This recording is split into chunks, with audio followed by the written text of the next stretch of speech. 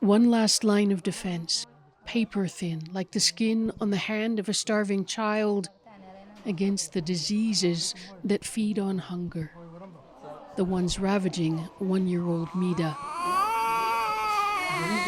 The doctors want to see if she can take a sip of milk on her own. She can't. Every bed in this stabilization center in a border town called Dolo has a child in it fighting to survive. Their mothers beside them, battling dread. Mida's mother has placed a protective charm around her neck, but making it here doesn't mean you've outrun hunger. The dry earth of Somalia's worst drought in 40 years is swallowing up ways of life, leaving behind the bones of dead animals and forcing hundreds of thousands off the land in search of help. They're still arriving here in a camp near Dolo every day, usually on foot.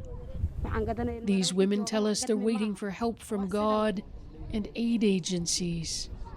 Dr. Abdi Tari Ali is with Troker, the charity running Dolo's stabilization center and several outreach programs. For us who deliver service, we are basically at a crossroad because what we are seeing clearly indicates that we are into famine. More than 160,000 displaced people are now living in camps around Dolo alone. Complicating aid efforts here is the presence of Al-Shabaab, the militant Islamist group still in control of large parts of the country. Hundreds of thousands of Somalis are in territory that's difficult for aid agencies to access. The threat is real.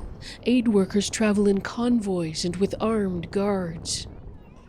Some of the displaced here have escaped Al-Shabaab territory. Hawa Isak is one of them. But it hasn't spared her grief. She's lost 4 children to hunger. The last, 12-year-old Ilyas, was buried 2 weeks ago.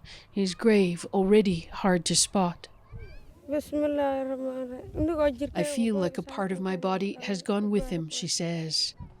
She looks like she may well follow him, struggling to sit upright on bones that rattle, her remaining children standing guard, already old beyond their years. Back in town, we return to check on Mida, a feeding tube now attached. She looks a little bit worse than when we saw her yesterday. She's still not well. Yesterday she was severely dehydrated and she was in shock.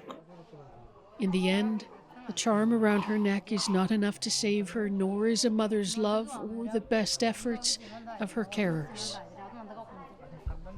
Mida died just over a day later. Margaret, it's awful. I mean, it's so clear that the relief workers are overwhelmed. What's your sense of what the world can do to help? Well, Adrienne, the UN says it's only received about half of what it needs to cope with the crisis. And the fear is that what we're seeing is just the tip of the iceberg, because not everybody can get to help. We hear stories about people, children dying along the way. We met people in the camps around Dolo who are slipping under. Aid workers are under the gun. They say their priority now has to be saving lives.